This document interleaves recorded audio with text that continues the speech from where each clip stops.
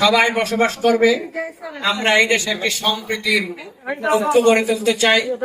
আমরা বিভিন্ন ধর্মাবলম্বী থাকবো, কিন্তু আমরা সবাই মনে রাখতে হবে আমরা সবাই বাংলাদেশী।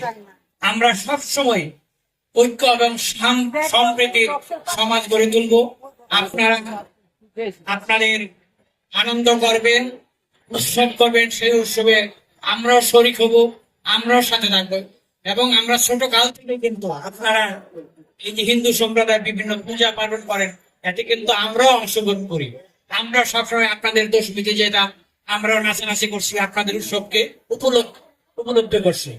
তো এই সম্প্রতি দীর্ঘদিন আমাদের একটা ঐতিহ্য, এই ঐতিহ্য আমাদের টিকিয়ে রাখতে হবে। আমরা সব সময় আপনাদের পাশে থাকবো। আপনাদের সুস্বাস্থ্য কামনা করছি। আবার আপনাদেরকে শারদীয় দুর্গা পূজার শুভেচ্ছা জানিয়ে আমার বক্তব্য শেষ করছি।